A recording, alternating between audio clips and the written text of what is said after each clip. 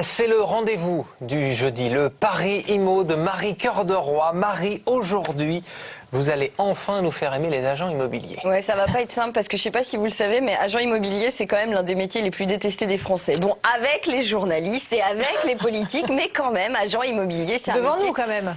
Ah, on est au touche-touche quand on est au coude à coude.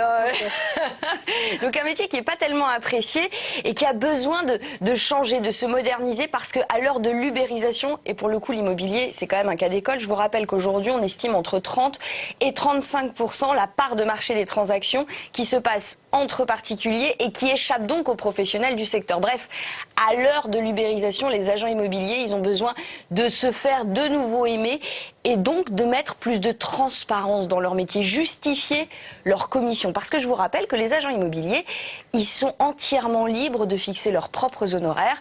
On est en gros en moyenne à 5% du montant des transactions. Du coup, Marie, quelle est la solution pour nous faire aimer les agents immobiliers? Alors j'ai une solution. Alors c'est pas moi qui l'ai créée, c'est un jeune entrepreneur qui a créé son entreprise et qui s'adresse directement aux vendeurs en leur disant je vais vous laisser fixer vous-même ma commission. Alors il a créé son entreprise, elle s'appelle comeilvouplaira.fr. Et attention, ce qui est intéressant, c'est que les vendeurs, ils vont pas décider avec l'agent immobilier en amont du montant de sa commission, mais une fois que le bien aura été vendu.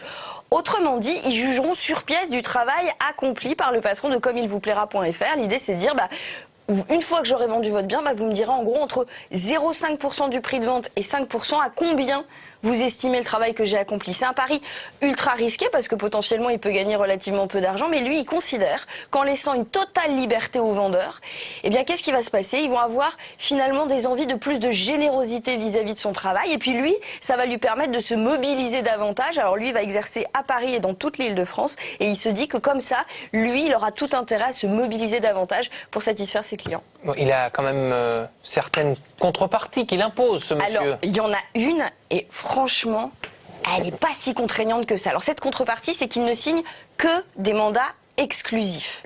Le problème, c'est que vous allez me dire, très bien, on va ne passer que par lui, c'est un souci, etc. Mais pas du tout, en fait, parce que même là, vous avez la possibilité de vous libérer de cet engagement. Habituellement, quand vous signez un mandat exclusif, vous êtes engagé pour 3 mois. Et bien là, il nous dit qu'au bout de 7 semaines, comeilvouplaira.fr s'engage à casser le contrat, vous permettre de retrouver votre totale liberté. Et puis il a un argument aussi. Pourquoi le mandat exclusif?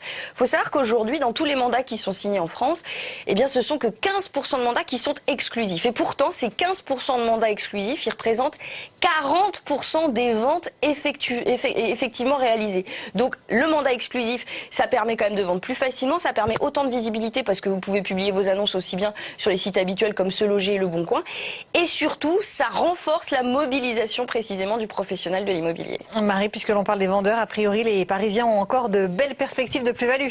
J'allais pas vous quitter sans vous parler de nos chers amis les notaires. Je ça savais va faire plaisir à Maxime. Alors du coup, fallait que je le fasse. Ils ont publié il y a quelques jours leurs derniers chiffres sur le marché parisien et on est bel et bien à l'aube d'un plus haut historique. La barre des 8 500 € le mètre carré en moyenne sera atteinte, voire dépassée. Ce sera en avril prochain. Déjà, à l'heure où je vous parle, il n'y a plus que 4 arrondissements parisiens à moins de 8 000 € le mètre carré. On en a perdu 2 en 6 mois. C'est-à-dire qu'il y a 6 mois, on était à 6 arrondissements à moins de 8 000. Là, on n'est plus qu'à 4. Alors, ces arrondissements sont les 12e, les 18e, 20e et 19e. Le 19e, c'est même le moins cher dans le quartier Pont de Flandre. On est à 6 270 € le mètre carré. À l'inverse, rêvons un petit peu, le quartier le plus cher de Paris 7, Odéon, roulement de tambour, 14 820 € dans le quartier de l'Odéon, dans le 6e arrondissement.